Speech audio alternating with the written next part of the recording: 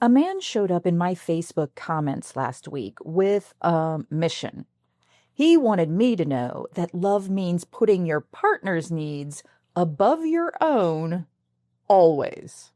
That selflessness is the highest form of devotion.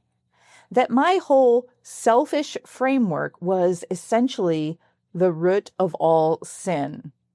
His words, literally. I didn't argue, I engaged. Because honestly, I understand why people believe this. From the time we're small, we're taught that love equals giving until it hurts. That being a good partner means setting yourself aside again and again for someone else. It sounds noble, but it's also how people end up used, resentful, and emotionally hollow. People of all genders. Here's what I tried to explain. Selfish love isn't selfish in the toxic sense. It's two whole people who choose each other. And when they give time, care, the last bite of dessert, it's not out of duty or guilt. It's because it genuinely feels good to make that other person happy. Because the relationship is worth showing up for.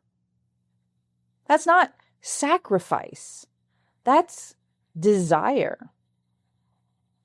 And when it stops feeling like desire and starts feeling like obligation, that's not a sign to push through. That's information. He and I eventually agreed to disagree, and honestly, he ended the conversation graciously. I respect that. But it reminded me how many people are still carrying the belief that love requires you to disappear into it, and how much damage that belief quietly does over time. You don't have to vanish to love someone deeply. You just have to show up as yourself. If you've been wondering whether it's possible to build something real without losing yourself in the process, and you'd like to actually talk through what that could look like for you, let's do it. I offer free 15-minute Big Ask consultations. No pitch, no pressure. Just a real conversation about where you are and what you want. I'm genuinely curious.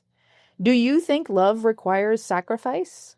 Or is there a version of love where giving feels like joy instead of duty? Hit reply and tell me. No wrong answers.